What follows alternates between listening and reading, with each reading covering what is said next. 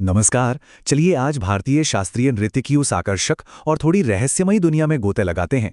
ये सिर्फ सुंदर मूवमेंट्स नहीं है, बल्कि ये एक बहुत पुरानी भाषा है जो बिना कुछ बोले ही बड़ी बड़ी कहानियां कह जाती है।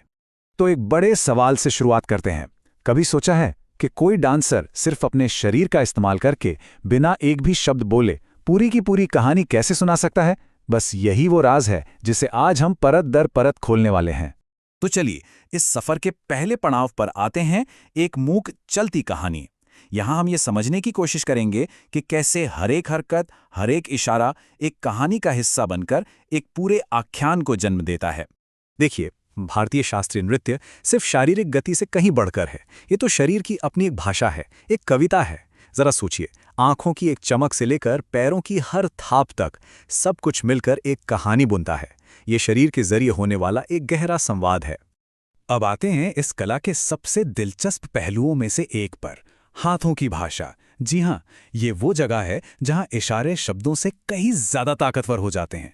यकीन मानिए, ये देखकर हैरानी होती है कि सिर्फ हाथों के हाव भाव से कितनी कहानियां और भावनाएं जाहिर की जा सकती हैं।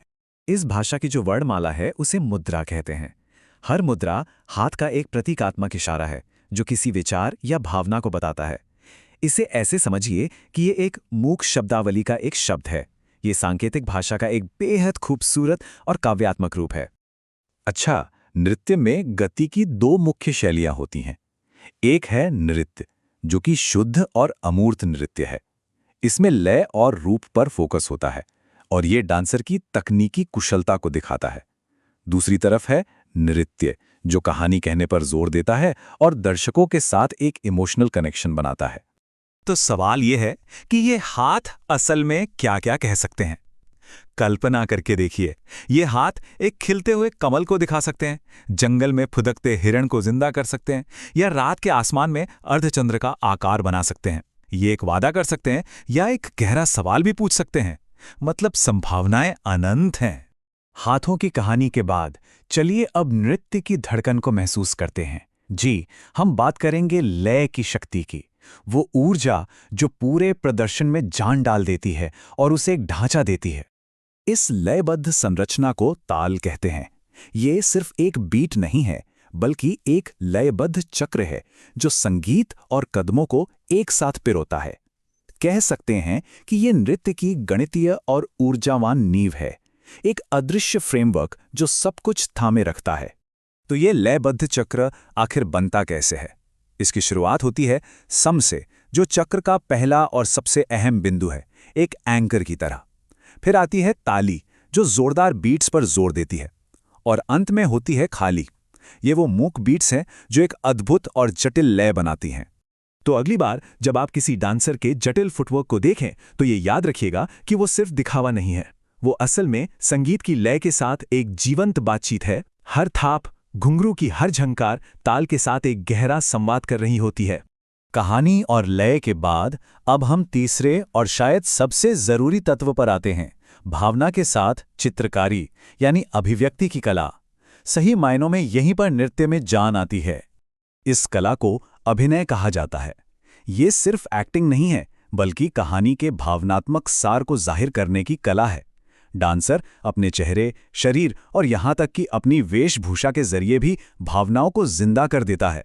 ये एक संपूर्ण और गहरा प्रदर्शन है। इसका आखिरी मकसद है दर्शकों के मन में एक खास भावनात्मक स्थिति को जगाना, जिसे रस के रूप में जाना जाता है। डांसर सिर्फ एक भावना का प्रदर्शन नहीं कर रहा होता, वो तो उस भावना को अपने साथ महसूस करने के लिए आमंत्रित कर रहा होता है। ये एक साझा अनुभव है। भारतीय शास्त्रीय नृत्य 9 मूल भावनाओं या नवरस के इर्द गिर्द घूमता है। इसमें प्यार का श्रृंगार है, हंसी का हास्य है, दुख की करुणा है और क्रोध का रौद्र है। वीरता से लेकर भय तक और आश्चर्य से लेकर शांति तक ये भावनाओं का एक पूरा इंद्रधनुष है। तो अब जब हमने कहानी, लय और भावना के इन 3 धागों को समझ लिया है, तो देखते हैं कि ये एक साथ मिलकर कैसे एक खूबसूरत कलाकृति बुनते हैं। हमारा आखिरी खंड है परंपरा जीवंत होती है। इसे एक सीधे सरल फॉर्मूले की तरह सोच सकते हैं। कहानी यानी मुद्राएं प्लस लय, जिसे ताल ने संभाला है, और प्लस भावना, जिसे रस के जरिए जगाया गया है।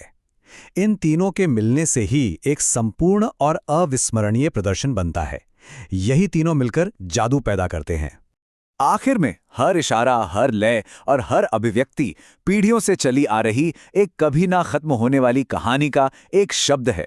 ये एक जीवित इतिहास है जिसे कला के जरिए सहेजा और साझा किया जाता है और जो हर प्रदर्शन के साथ नया जीवन पाता है। और ये हमें एक बहुत गहरे विचार के साथ छोड़ देता है कि हमारे समय की कौन सी कहानियां कल की परंपराओं के माध्यम से बताई जाएंगी। ये एक शक्तिशाली सवाल है ना? इस खोज में हमारे साथ शामिल होने के लिए बहुत बहुत धन्यवाद।